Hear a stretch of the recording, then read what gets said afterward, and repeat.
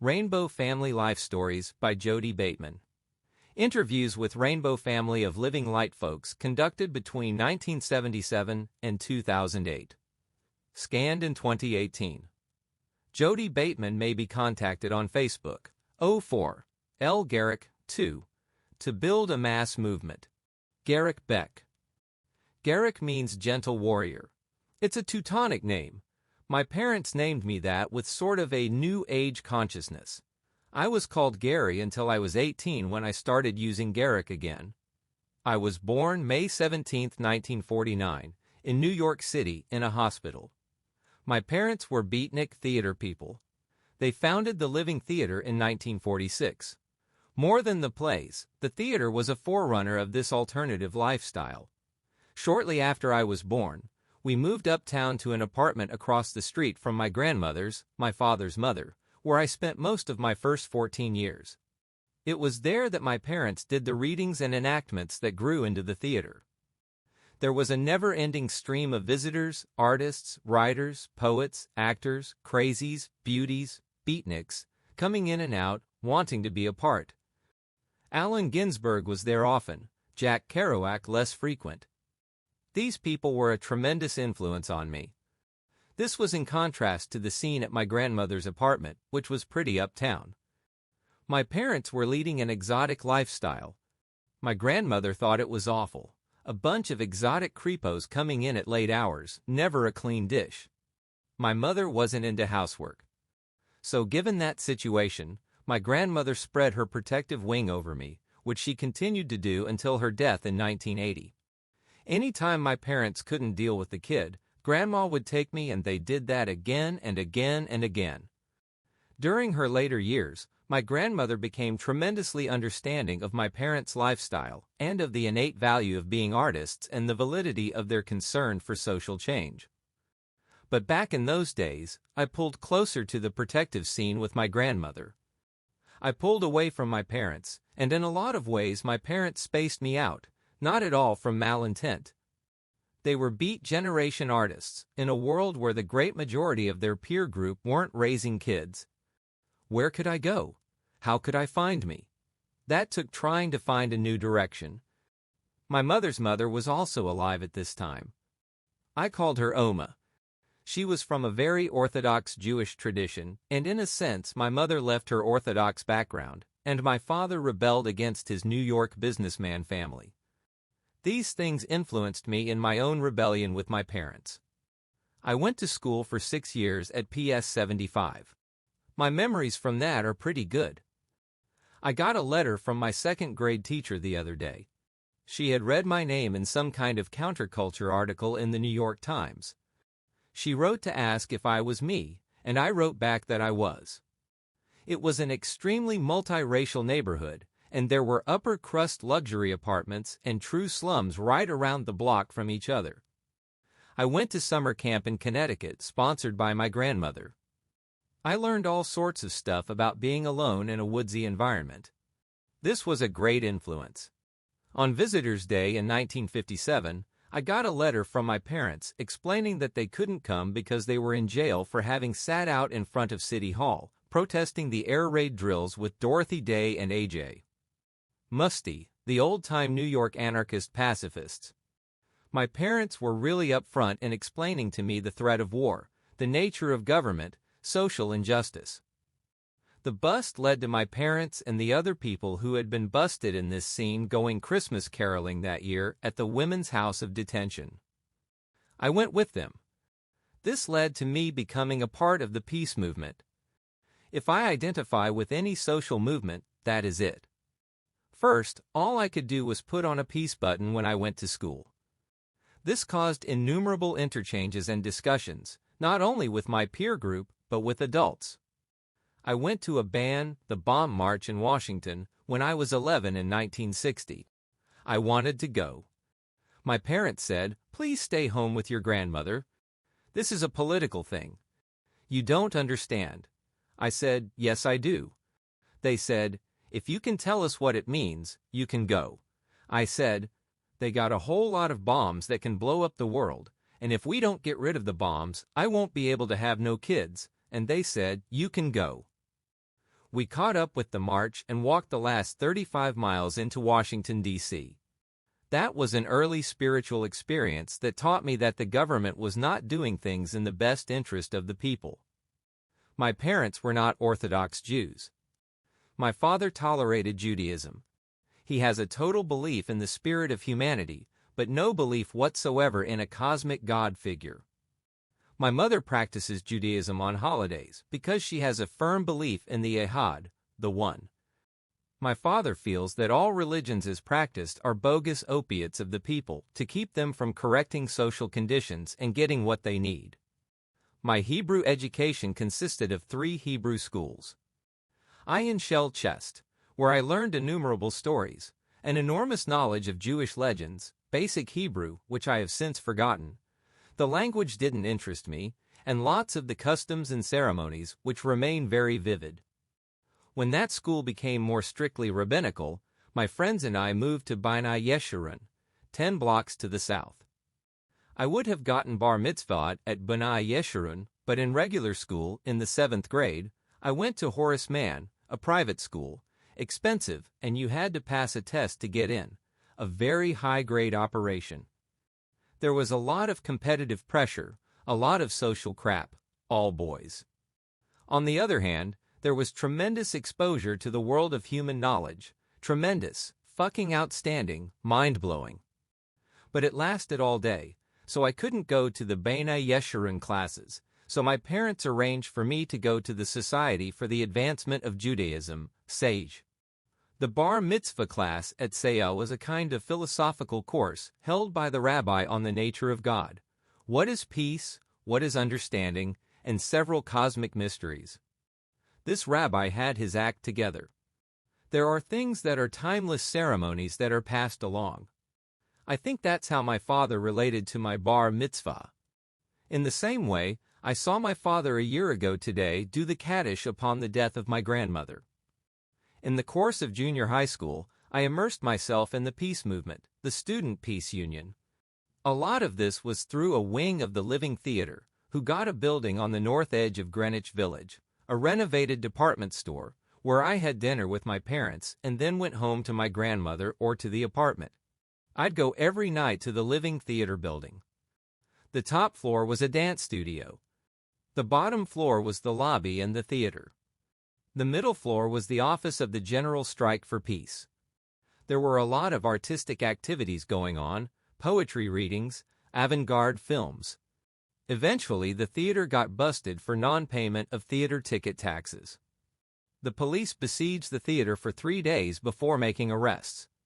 This resulted in a highly publicized court case, where my parents argued in court that the function of a tax should not be to put a legitimate business out of business. They were found guilty of impeding officers in the pursuit of their duty. My father did 60 days and my mother did 30. This resulted in them going to Europe in 1964, where with the exception of the 68 to 69 tour, in 1971 to 1975, they haven't been over since, until 1983. At this time I determined I wanted to stay in the school I attended with the friends I had and with my grandmother while they went to Europe. One summer my grandmother sponsored a trip for me to see them in Paris. I got so sick, I was in what I can fairly describe as close to delirium. I actually prayed to the cosmos, asking for healing. The results were so immediate that I was absolutely astonished. That was a definite point for me of beginning to understand about the mysterious, the unseen, the God. I ran cross-country in the afternoon at school. I became involved in the civil rights movement. The movement offices blend into each other. I worked in so many offices. I worked on the organization of a demonstration for the New York high school students for peace. That was the first demonstration I was involved in the source work of. I did vast amounts of peace movement stuff, folding, stapling, mimeographing, etc. I watched the concern shift from ban the bomb to civil rights to Vietnam. I was going to the same summer camp as a junior counselor as part of hiking, camping, and canoeing. I got into the survival program at my high school that taught survival skills. I learned map reading, building fires under adverse conditions, wild food survival, an understanding of myself. In the summer of 1966, I went to Europe. I arrived in Rome and was taken to this estate in the country that somebody had given to the Living Theater for use. I walked into the so-called rehearsal room. There was an electric rock and roll band playing with flashing lights and people in the most exotic costumes dancing. There was incense and candles. I was in a daze. Right after I got out of high school in 1967, I went to Outward Bound, an outdoor survival school. It's extremely rugged. Again, grandmother sponsored it. I think they taught me there that there wasn't anything that couldn't be done. After Outward Bound, I went to Paris, where two things happened almost at once. The night I arrived there, my parents asked me if I was interested in smoking any marijuana. I said I was. That was my first view of my father with long hair and my first view of my mother pregnant with my sister Isha, who was born the next day. In September 1967, I came back to the U.S. and went to college at Reed College in Portland, Oregon. Before that, I was sure I wanted to live my life in New York. Then Oregon turned me on to other possibilities. I realized that New York was not where it was at. I learned very little in the classrooms. I learned an enormous amount socially. I went to Reed because they were reputed to have a very, very liberal and progressive social relationship. Their idea of what the community that composed the college should be in itself, as well as outward social concern. The faculty, the administration, and the student body formed the Reed community. The social consciousness of the Reed community had not kept pace with the intense expansion of the Vietnam War, or the expansion of consciousness associated with smoking pot. In my first weeks at Reed, I met Karen McPherson, with whom I lived until 1974. We didn't get married. She was my first lover. I still love her. A few weeks later, me and Karen and 4 other friends were arrested for chaining ourselves to the draft board door with a sign saying, "Conscription is slavery." We were not in any organization. We got 30 days and a $100 fine, all later suspended. I learned a lot about the system when I saw government witnesses knowingly lie on the stand. In November, me and Karen and 4 other friends hitchhiked down to Haight-Ashbury. We went to Winterland and Golden Gate parks. It was impressive. Some parts of it were a burnt-out street scene, but there was a lot of freedom and beauty. I visited Karen's place in Connecticut for Christmas. The following summer, 1968, I worked at that summer camp in New York as a full counselor doing the Woodlore program. A lot of us old campers had returned as counselors.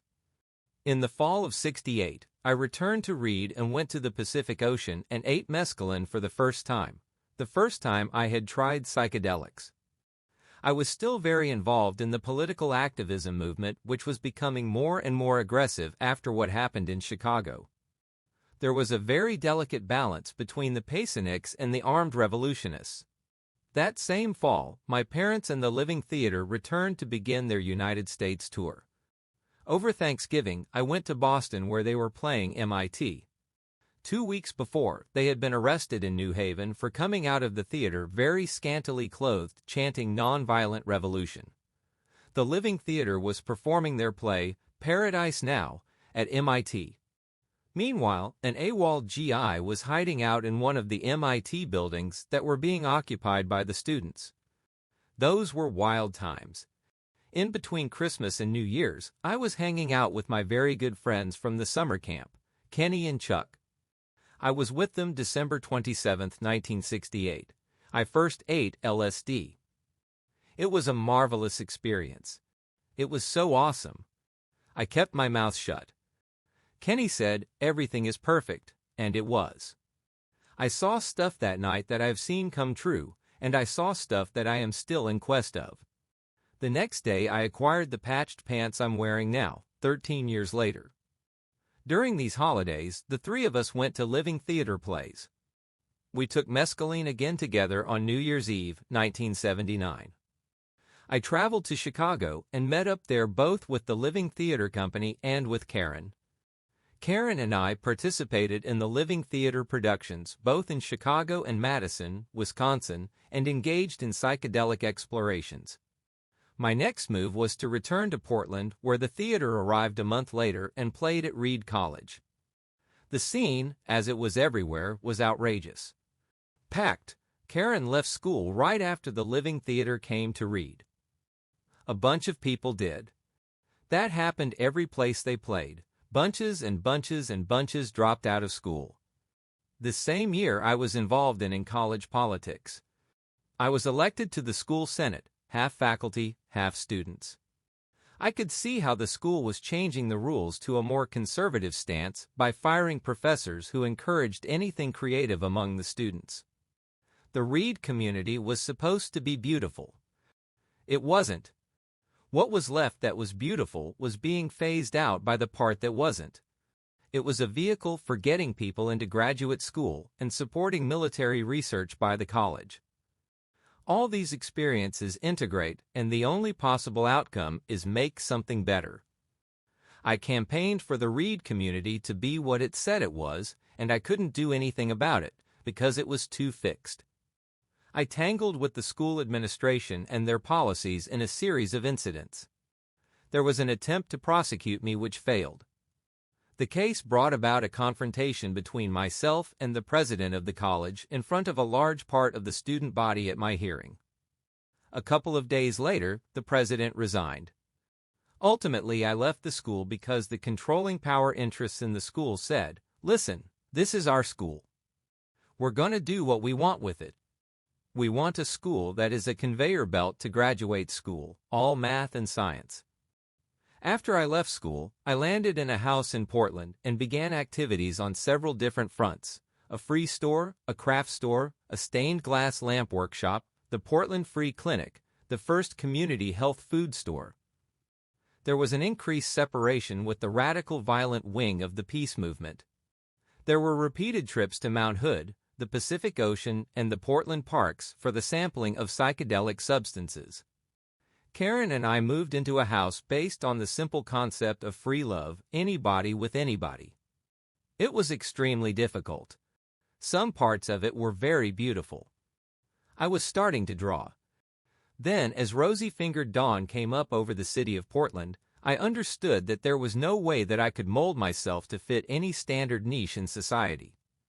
A brother named Jay said, "We got to start ourselves a whole new scene."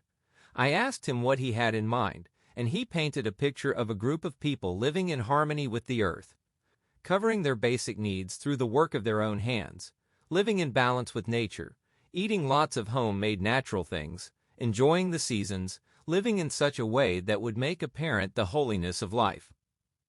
The concept of holiness is important. We don't want to lose that. Jay called this thing a commune. In the summer of 1969, I went to Europe with Karen. We landed in London and met up with Living Theatre at its performances at the Roundhouse. We traveled together up to Scotland, and from there to Paris, and from there to Morocco. In Morocco, in the town of Essaouira, we again linked up with the theater company. There was a lot going on in Essaouira. It was one of the stops on the round-the-world cosmic quest travel circuit that year. A couple of times we had narrow escapes from violent confrontations. This whole time I was trying to figure out what to do with myself.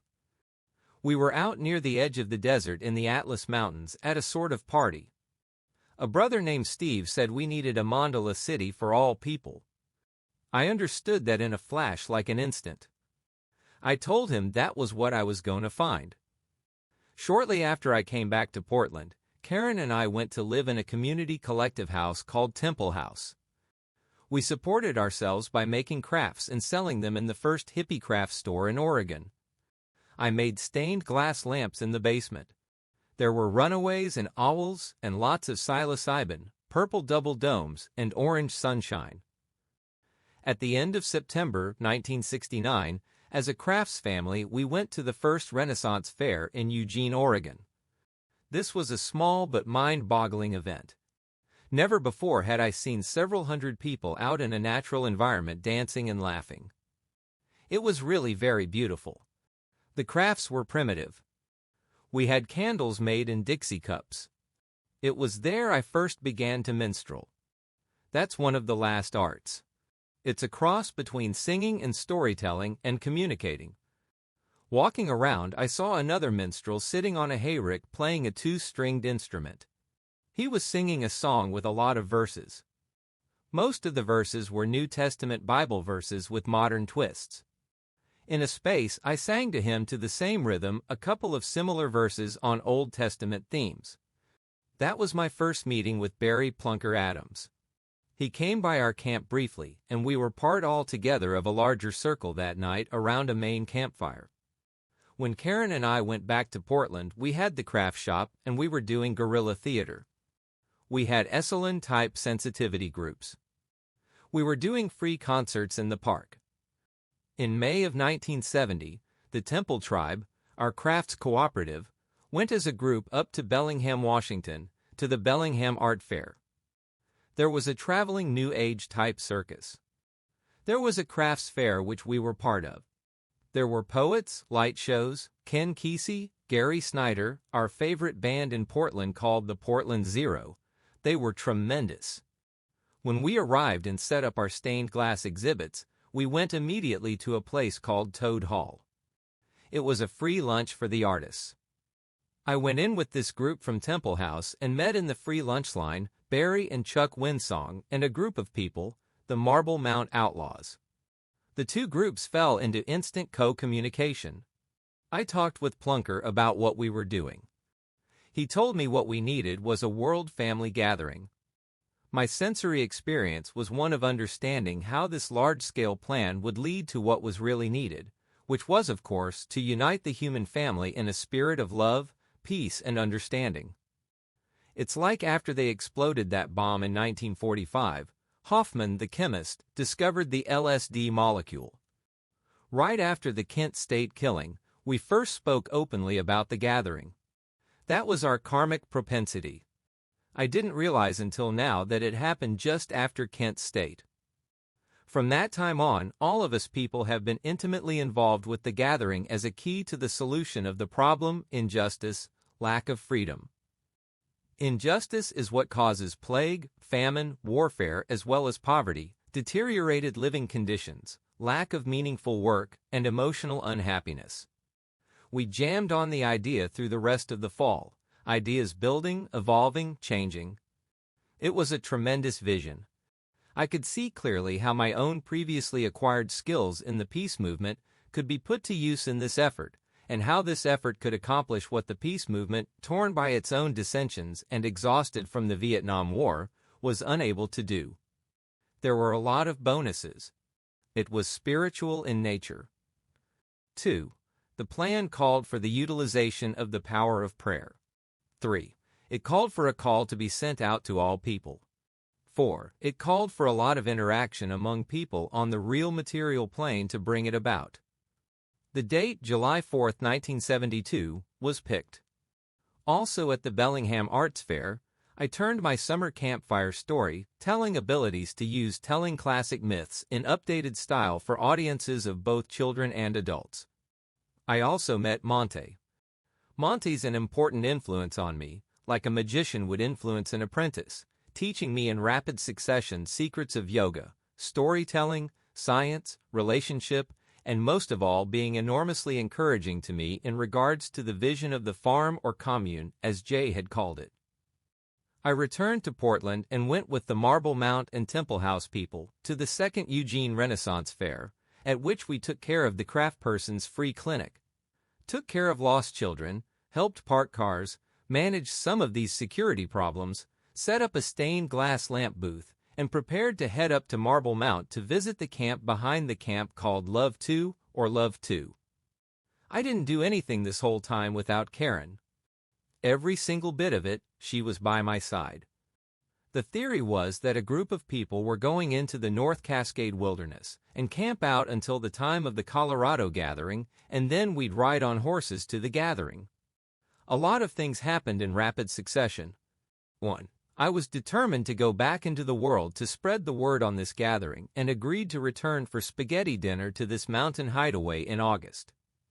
2. Back in Portland, myself and other members of the newly evolved Portland community decided to put on a festival of life for free, complete with rock and roll music. 3. I came to understand that having turned 21, I came into access to money set aside by my grandmother, which I don't think she expected me to use. It was obvious to me it could be used to acquire land for the vision of this farm and community. So Karen and I began to explore Western Oregon looking for land that would be suitable. While we were gone, the landlord evicted us. At this time, the Eatonville Buffalo Rock Festival happened at Eatonville, Washington, where the Temple House people did the pancake breakfast for 20,000 people. That was our first experience of mass cookery. Just before this festival, Barry came by heading south, explaining that the guide who was going to show them the way into the North Cascade Wilderness hadn't shown up and they'd gone in anyway, and they found their chosen meadow under 4 feet of snow. They were coming back out. There had been a gathering called for Emerald Lake in Oregon, in the full moon of August. In the meantime, Temple House continued exploration for Vortex, the biodegradable festival of life. The Portland movement reportedly received $10,000. We didn't know quite what this meant, so we went to the meeting with the proposal that it be used for this biodegradable fair. The people with their hands on the money were opposed to this. They wanted to make Portland the next Chicago. There were government agents planted in Portland and trying to start a Chicago-type riot at the American Legion Convention in August. I learned that later, but I was so innocent then, I didn't know. I felt very strongly that a positive, hopeful presentation of peacefulness among people, human cooperation, was a way to make peace. I felt we had to make clear to our own opposition in this country, we were only in it for something good for everybody. There was a lot of conflict over this. There were accusations and name-calling. We were thrown out of meetings. Eventually, both we and they did our things. We did Vortex and they did the People's Army Jamboree. Before Vortex, we went to that full moon of August gathering at Emerald Lake in the Three Sisters Wilderness. It was splendid, prayer circles for renewal, mountain climbing, and of course, the promised spaghetti dinner. From this mountain rendezvous, Temple House and Marble Mount and many other people moved practically as one body to set up and maintain Vortex. Actually, we didn't put on Vortex, but we as a group of families contributed a lot.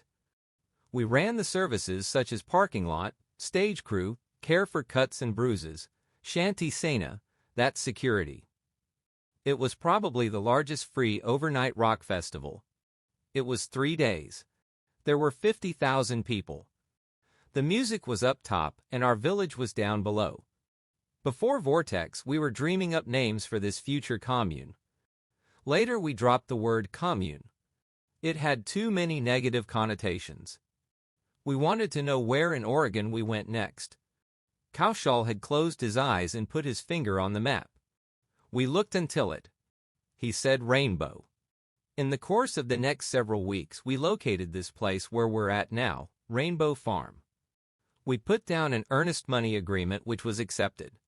We were able to tell people at Vortex about this. In the spring and summer, we had been evolving a concept of ourselves as a family, and so this family, in the course of celebration at Vortex, came upon its own name, Rainbow. We didn't know at the time that the name would last any longer than the spontaneous whoop of the moment. But it would be fair to say that moment represented the formal genesis of the Rainbow family of living light. Shortly after that, I flew to New York where, despite severe objections by my grandmother, I picked up the money, flew back to Oregon and paid for the land. At the end of September 1970, Karen and I and a group of us moved from Portland out to the Rainbow Farm. It was a fabulous period. We barely knew what was going on because we were just glimpsing an enormous energy. Whatever part of that energy we glimpsed, we threw ourselves into wholeheartedly. Organic agriculture, greenhouses, composting, mulching, orchard planting, vineyard planting, beekeeping, all flourished. We made lots of mistakes as any group transplanted from cement grid culture might. At first we tried to do this without any gas-powered tools. We got some horses. In the course of the years, we did a lot of horse plowing with a beautiful Minneapolis Moline, 1923, seeding machine. We went through a lot of conflict in the group, Lovers' romantic quarrels, vegetarian-carnivore quarrels. I was on the side of the vegetarians. The issue only resolved itself with a great deal of time as people began to see the need to work together regardless of differences. There were maybe 110 people there at the maximum. Maybe 25 or 30 people coming and going every day. We had beautiful dinner circles on the front lawn, wedding ceremonies and births. In the winter there were fewer people. We built a dome, it's still standing, inhabited. We built in a frame, it's still standing, inhabited. We integrated ourselves well with the nearby town of Drain, Oregon. They saw that we were there working all the time. There were a few incidents, but pretty soon they caught on that we were all right. We weren't going to rob them or weird them out in public. 16 years later, we're still on really good terms. In January '71, the wintry scene at the farm was quiet in a lot of ways.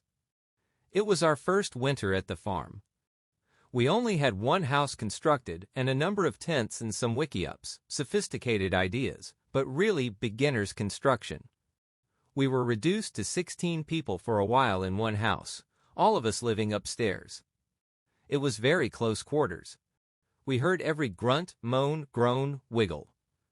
We hung blankets and clothes so you couldn't tell who was moaning and wiggling. Downstairs we had one food storeroom with round garbage cans holding plastic sacks full of grain and meal. There was a tool storeroom with 120 sheets of plywood that have gone into most of the structures on the farm. But one couple set up a tarot reading in the downstairs room. The reading took 3 days, but they could stay in the privacy of the downstairs tool room to keep the cards from getting messed up. They ended up staying in the tool room the whole winter. Who can blame them? Michael Bear was here. Rob Roy, Karen, Lika Fawn were here, all fabulous characters. Karen and I were pregnant. We had become pregnant here on the land a week or so after we first moved here. We lived out in a lovely white and gold tent with the tent and wiki-up people until the weather drove us inside. When spring came, we began a series of ambitious building projects. Everybody who had survived the Oregon wet divided up into groups who began building permanent structures. 5 of these structures are now currently inhabited in 1987. That's a good record, architecturally speaking. Rob Roy and Lika Fawn went to build a 3-story tower. People warned them about the tower card in the tarot deck. I had stumbled upon a dome book with the help of Hustle and Russell, alias Michael and Russell Dobson. Russell and Michael had landed with us the previous fall and helped us engineer the 3 first structures we built. Number 1 was the outhouse, which could be taken down and moved where we wanted. It has been moved several times since. It's a class structure, still standing in 1987. Guitar Paul headed up the project of disassembling and denailing the old homestead. It was all collapsed when we got here. We took the wood and used it to build all these different structures. The other 2 structures we built immediately were a woodworking shop and a prayer platform up the hill from the collapsed old homestead site. Russell and Michael engineered a structure on top of the prayer platform before the weather got bad. When the tower was taking a considerable time, Rob Roy and Lika Fawn inhabited the prayer platform house because they were growing more and more pregnant. As for myself and Karen at the dome, I cut a number of alder logs that seemed stout enough, but in reality they made a lousy foundation. In the corner of the field that gets the least winter sun, we erected a frame. Marjorie and Jack and Auntie worked on the frame with Victor Acevedo, who got us into beekeeping. Jack was a veteran of the Santa Monica Magic Circus, one of the original Southern California head shops. Up above the dome, Heat dug a cave for underground living. Jake began building Jake's house, cutting 46 by 8 sheets of plywood to fit sideways. Roger, a defector from the Crow Farm, a nearby commune, helped engineer our water system that is still in use. Architecture is so important. It shapes the habitat. The early part of the farm life moved tremendously. We didn't know anything and we were doing everything. We had an agreement at the farm: no welfare and no food stamps. We were a working community. We cut all our firewood by hand. We didn't have a chainsaw. Down below we began turning a huge garden by hand through that winter and began to plant our seeds. Now came the spring equinox celebration of 1971. Crow research farmers came from the Crow Farm.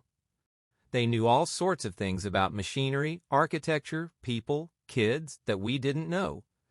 They were not only psychedelic, they were actual alcoholics. The STP family came up from Colorado and camped up by the 2 fallen apple trees. We told them, okay, in your camp, however you want. Out here it's peace with everybody. STP said, okay, it's a deal. We did the flying in the meadow. That's where you jump from a platform, arms outstretched, and get caught by the lines of people in front of you. The STP people loved it. Michael Bear built a kitchen in the middle of the field. Tents sprang up everywhere. The local people drove up by the scores. Cars lined the road. The sheriff drove out and said, "We've had some nudity complaints." We said, whoever drove out 14 miles to watch the nudity should stand up and make their complaint in public. Leance and the medical opera pulled up in their school bus. Leance was a prima MD from San Francisco. He brought 2 RNs. They said, "We're here to help with anything." At the height of things, it was like a 20-ring circus. We had the family of the mystic arts, the Eater family from the West Coast, some of the original finders from the East, the Lightning Clan and the Butterfly family, one of the oldest hippie families. They were a communal marriage family. Cars were packed all over the hill. One guy threw open his van doors, revealing rows and rows of plastic hash pipes for sale. We had a giant tug-of-war at the mud slough with a big rope. The tug-of-war was billed as potheads versus alcoholics. It was a tremendous mess. A group of loggers showed up. They heard there was gonna be a drinking contest. We walked them back to the STP camp, where this guy lying sprawled on the ground staggers to his feet and gets right in our face. "Drinking contest," he bellows. "What the hell are you talking about?" He comes back and opens half a gallon of Red Rossi and chug-a-lugs it all. He finishes and throws the bottle in the air and looks at his bewildered spectators and says, "What do I win?" One gal decides to settle the nudity question. Nobody ever doubted that she was high on LSD. She takes off her clothes and strikes uphill. She says, "Why should they ever have to stare at us through binoculars?" Several people are running after her, trying to get her to cool her jets. She says, "You know it's perfectly all right to be naked. Stop giving me a hard time." She gets up to the road and away she goes. Up drives the sheriff. He says, as nice as can be, "Sister, I'm asking you to put your clothes on." She says, "Come on. This is what all these people came up here to see. Leave them alone." The sheriff says, "As long as nobody don't follow her, leave her alone." Michael Bear's kitchen is turning out the burritos. Music is rolling through from a dozen campfires. Some guy is peddling acid to pay for his old lady's hospital bill. Some gal who'd been through briefly the previous fall showed up out of the state mental hospital with her boyfriend. They were ready to get married Sunday morning. She has a grand mal epileptic seizure. Her boyfriend sheepishly explains that they're both high on LSD and they were afraid something like this might happen. She was flopping around like a dolphin and she flipped herself down the stairs in the main house. When her head hit and her eyes rolled up white, I thought we'd had our first casualty. But she was really okay. Leance and the medical operated to her, and I went down to the field where there was a huge long OM. People in concentric circles with their arms around each other's shoulders. They really prayed, the stars glistened. The next morning the Grand Mal Case's fiancé was nowhere to be found. Everyone was enjoying the terrain, people picnicking by the river, hiking through the woods, picking flowers in the meadow. We had scheduled a council for noon. 1 o'clock passed. Are we really gonna council? What does anybody have to say? A guy in a dhoti, a Hindu loincloth, gave us a conch shell and said, "Here, blow this." We blew the conch again and again, and slowly people came into the meadow. I mean, we had to decide to sit in a circle. The circle held hands and we opened with a prayer. There must have been around 80 or 100 people. After the quiet, there was an uneasy pause. Barry stood up and said, "I would like to say a few things," and then passed this staff to my left, letting each one of us in turn speak. Then he went on to say that he saw in this circle many different people from many different creative projects, and he would like to hear each one talk briefly about what those projects were that they were involved in. Then he went on and on about the projects of his concern and passed the staff. A lot of people, when they got the staff, didn't say anything, just held it a long time. And those who spoke, new papers, free clinics, co-ops, alternative schools, new energy design, organic agriculture. It was just great getting a glimpse into all these fields. I suddenly felt that we were a representative body.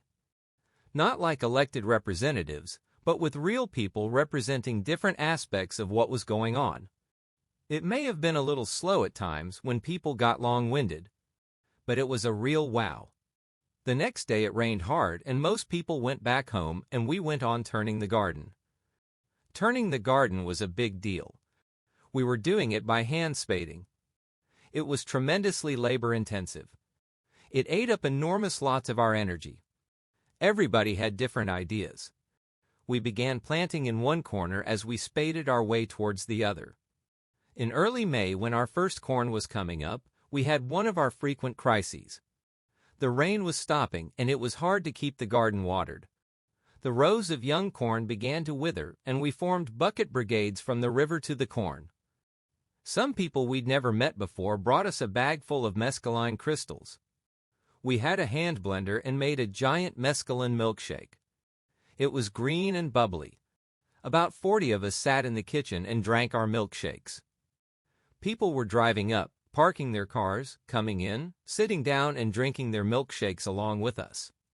In the middle of the hallucinations of globules and prayer blankets, it became apparent to us that we were not going to be able to water an increasingly larger garden all summer by hand. This fellow named Nemo shows up and drops a check on us for the amount of a small yellow water pump. So we entered the machine age. During the depth of winter, a group of traveling traders in a large purple truck gave us as a gift a pouch of Hopi corn, with careful instructions that they said they got from the Hopi for exactly how to plant it. So we went to the garden a few days after the mescaline session and planted many rows of the Hopi corn around the other corn. We had drummers at the corners of the garden and planted many rows of the Hopi corn adjacent to the north of our corn patch. We used the planting sticks and took turns in rhythmic planting steps. But both sexes at Rainbow Farm did the traditional Hopi male and female roles in planting. It grew cloudy. While we were holding hands after planting, it rained on us. We drew together in the yet unplanted carpet of the fields to finish with our traditional OM. The sun, low in the western sky, broke through the clouds and illuminated the valley golden green. A rainbow rose up from the river, made an arc over all the trees on the river, and landed right on a multicolored God's eye made of yarn in the center of the garden. It was awe-filled. We were hushed. A young, beautiful guy named Ty whispered that we ought to go up to the prayer platform and contemplate all this. So procession-like, we filed up the hill. And there, just before the prayer platform where we were going to sit, was a large old cedar stump. Snuggled up in a rotten part of this great old stump was a carved tablet made of stone about the size of a person's face. The tablet faced eastward. The carvings on it were very complex faces, profiles, symbols, designs getting smaller and smaller until you couldn't tell the carved designs from the pattern of the rock. We held it, looked at it, and set it back right where we found it in the stump. That evening we asked about it. Nobody knew anything about it. We said, "You can go to the cedar stump by the prayer platform and see for yourself." Dinners at the farm were a massive affair. 70, then 80, 90, 100 people as the summer grew on to us. There were really about 25 people keeping it together, building the houses and tending the garden. The rest arrived in every conceivable state of bewilderment and expertise. The best carpenters and people that had never held a hammer.